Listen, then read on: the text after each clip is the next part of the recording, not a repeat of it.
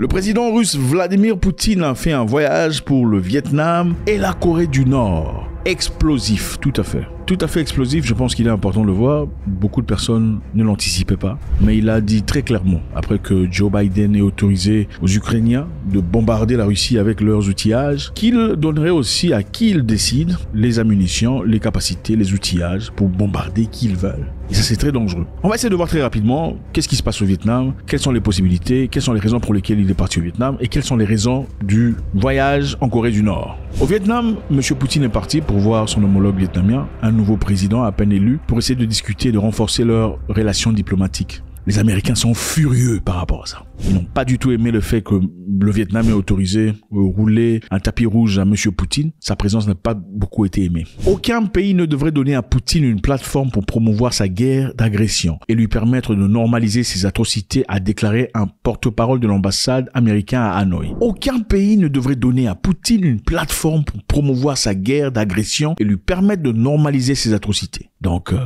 Poutine n'a pas le droit de voyager ou d'aller nulle part. S'il peut voyager librement, dit-il, cela pourrait normaliser les violations flagrantes du droit international par la Russie. Alors, pourquoi les États-Unis peuvent se permettre de dire ça?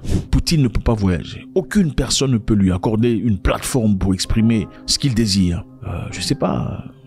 Est-ce qu'on n'invite pas qui on veut? Peut-être, je sais pas. Point d'interrogation. On va essayer de comprendre pourquoi on en est arrivé là. Pourquoi un Américain porte-parole de l'ambassade pourrait parler de la sorte à un gouvernement? Le Vietnam et les États-Unis partagent une très belle relation depuis quelque temps. En tout cas, récemment, ils sont dans des bonnes relations. Pourquoi ils sont dans des bonnes relations? Parce que les États-Unis, dans sa démarche de pouvoir retourner sa veste à l'égard de la Chine, sur le plan économique, je vous rappelle ici que les États-Unis produisent beaucoup de ces éléments industriels en Chine. Votre téléphone iPhone a probablement été produit en Chine. Oui, vous pensez que c'est aux États-Unis? Non. La grande partie des éléments, des outillages, tout ça là sont produits en Chine. Pourquoi c'est produit en Chine? Évidemment, c'est parce que en Chine, la main-d'œuvre coûte moins cher. Okay? Embaucher un Américain pour faire un travail et embaucher un Chinois, c'est pas la même chose sur le plan financier. Un Américain voudrait un salaire assez respectable. Un Chinois n'en voudrait pas. Enfin, il en voudrait, mais bon. Malheureusement, on peut lui donner ce qu'on désire. En réalité, les grandes entreprises se foutent éperdument des travailleurs. Les grandes entreprises cherchent d'abord à faire des bénéfices. Et pour faire les meilleurs bénéfices, pour les Américains, on va faire de ressourçage des travailleurs, de main-d'œuvre en Chine. Les États-Unis ont fait ça pendant très longtemps, pensant que cela n'affecterait en aucun cas, en aucune condition les États-Unis. Mais en réalité, cela a permis aux Chinois d'accomplir des choses grandes. Et aujourd'hui, la Chine devient une opposition inévitable aux États-Unis d'Amérique. On leur a donc accordé la force nécessaire. Maintenant, pour changer cette donne, parce qu'on a remarqué que les Chinois sont rangés, pour la plupart des cas, derrière les Russes, il faudrait trouver un adversaire. Il faudrait trouver des options. Le Vietnam et la Chine ne sont pas en très bonne relation. Le Vietnam pourrait assumer ce rôle très bien. C'est-à-dire, les Vietnamiens aussi ne demanderont pas beaucoup d'argent pour leur main-d'œuvre. Voilà. Alors, on a choisi le Vietnam pour venir y investir. On envoie beaucoup d'argent pour l'entreprise et l'industrie. Donc, c'est dans ce cadre-là que ça se fait. Mais est-ce qu'ils ont toujours eu une bonne relation, les États-Unis et le Vietnam? Absolument pas. En effet, ils ont eu une guerre qui a duré plus de 20 ans, de 1955 à 1975. C'était parce que le Vietnam, à l'époque, divisé en deux pays, le Nord était occupé par les communistes, qui étaient les Chinois et l'Union soviétique. La mentalité était la même. Le Sud était occupé ou préalablement en collaboration avec l'Ouest. La mentalité était la même. Papa, maman, tatouage, machin, enfin bref, vous comprenez un peu. Alors, à un moment donné, les Vietnamiens du Nord étaient assez forts. Avec leur leader, ont voulu regagner le côté sud en recréant un nouveau pays, un seul pays, le Vietnam. Et les présidents américains à l'époque n'ont pas aimé ça. Le président Kennedy n'a pas aimé ça du tout. South Vietnam is already under attack. Alors, comme il n'a pas aimé ça, il fallait trouver une raison pour empêcher à ce que le Nord, qui est communiste, de prendre la partie sud. Les Américains ont dépêché des centaines de milliers de soldats au Vietnam pour aller faire la guerre. Voilà pourquoi vous avez découvert le film de Commando, Rambo, tout ça. C'était pour, rembellir un peu l'image. Mais en réalité, les États-Unis ont été battus au Vietnam. Les Vietnamiens n'avaient pas des équipements avancés et progressés. C'était des villageois avec des outillages simples, des bambous, des trous. Voilà pourquoi on dit, oh non, il y a un pays là-bas, tout ça, qui est sponsorisé par les puissances. Voilà pourquoi on ne peut pas gagner la guerre. Bon. Je remets en question, parce que les Vietnamiens n'ont pas eu des outillages, comme à part quelques armes qu'ils ont reçues de l'Union soviétique. Ils sont des gens qui avaient un cœur très dur. Ils ont résisté. Mais aussi, c'est parce qu'ils savaient que c'était leur terre, la terre de leurs ancêtres. Ils ont battu les Américains. Au fait, avant de battre les Américains, la raison principale pour laquelle eux ont déclaré la guerre au Vietnam, certaines personnes pensent que les Vietnamiens auraient attaqué un bateau de guerre américain. Cela aurait justifié l'attaque des Américains au Vietnam. D'autres personnes, les critiques disent que les Américains ont orchestré à eux-mêmes cette attaque contre leur bateau pour trouver des excuses pour aller attaquer le Vietnam. Vous pensez que c'était lequel? Point d'interrogation. En réalité, on n'oublie pas.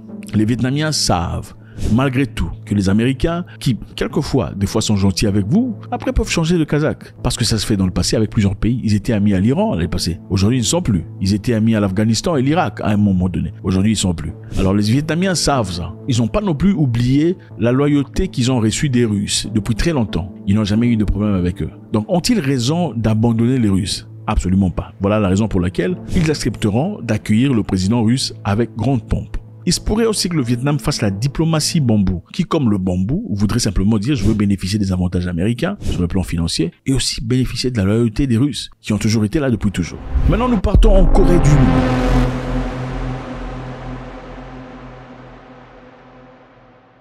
Le président russe parti en Corée du Nord, évidemment pour discuter avec son homologue Kim Jong-un, un homme qui n'est pas facilement contrôlable, en tout cas si pas, presque impossible. Peut-être la raison pour laquelle beaucoup de critiques pensent que l'Occident ne l'aime pas, parce que ce n'est pas une personne qu'on peut contrôler. Et aussi, vous savez généralement qu'on ne peut pas te contrôler et que tu as les manœuvres de défense, c'est-à-dire tu as une armée forte, tu deviens un ennemi. Et aussi, il y a difficulté de t'attaquer ou d'apporter de force la démocratie dans ton pays parce que tu as la capacité de te défendre. Vous savez, on a voulu apporter la démocratie en Syrie, on a voulu apporter la démocratie en Irak. Pourquoi on n'a pas apporté la démocratie en Corée du Nord? Parce que la Corée du Nord a la capacité de frapper. Le président coréen, pendant très longtemps, chez Monabank, tous nos clients fournit beaucoup d'efforts à construire les armes nécessaires pour défendre sa patrie. Parce qu'il pense que la seule façon, le seul langage que l'Europe et l'Occident comprennent, c'est la défense, c'est l'agression. Donc il faut être à mesure de se défendre pour pas être agressé.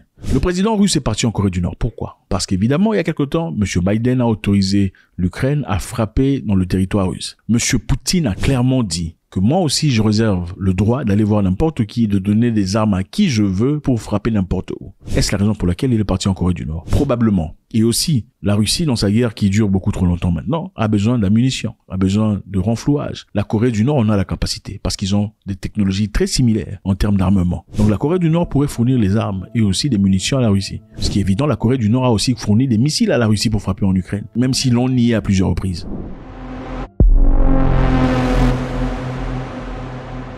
La Corée du Nord pourrait gagner de la technologie venant de la Russie, une technologie leur permettant d'avoir des missiles à longue portée à très grande vitesse. Et vous savez, la Corée du Nord fait très régulièrement les exercices des frappes en balançant des missiles par-dessus le Japon. Et la Corée du Nord représente un vrai danger pour les États-Unis parce qu'ils s'en foutent. Et si la Corée du Nord possède des missiles de capacité à atteindre les États-Unis, ça c'est un très grand danger. Maintenant, M. Poutine a aussi dit, parce qu'apparemment il est très sobre, il a dit Moscou apprécie hautement la décision de la Corée du Sud de ne pas livrer directement des armes dans la zone de conflit avec l'Ukraine. Moscou apprécie la Corée du Sud de ne pas envoyer les armes à l'Ukraine pour aider l'Ukraine à combattre la Russie. Est-ce stratégique par la Corée du Sud? La Corée du Sud n'est pas un très bon ami de la Corée du Nord. Donc si la Corée du Sud envoie des armes à l'Ukraine pour que l'Ukraine combatte les États-Unis, cela veut automatiquement dire que la Corée du Sud devient ennemie à la Russie. Et si la Russie est ennemie à la Corée du Sud, la Russie donnerait facilement les armes à la Corée du Nord pour bombarder la Corée du Sud. Voyez un peu. C'est très stratégique, c'est très méthodique. Donc, est-ce que le Russe Vladimir Poutine donnera-t-il les armes ou la technologie à la Corée du Nord qui n'attend que l'opportunité pour finir la Corée du Sud? Ou sera-t-il un peu logique dans sa réflexion en disant « Ces gens ici ne m'ont pas fait de guerre, ils n'ont pas envoyé des armes à l'Ukraine » ou bien c'est seulement une stratégie d'intimidation pour essayer de ramener tout le monde autour d'une table. La Russie pourrait aussi donner des armes à l'Iran. Nous savons que l'Iran est l'ennemi juré de ces gens-là. Mais aussi, il ne pourrait pas le faire. Pourquoi? Parce que l'Iran est l'ennemi aussi du pays là qu'on ne cite pas. Donc, si l'Iran a l'arme là, le pays là sera en danger incroyable. Et le pays là qu'on ne cite pas, remarquez, ne s'est pas impliqué dans cette histoire contre la Russie en Ukraine. Il n'a rien dit. Parce qu'il comprend que si je m'implique dans cette histoire, la Russie pourrait donner l'histoire là à l'Iran. Et cela sera la fin de notre situation. Mais bon, faites-moi savoir ce que vous en pensez.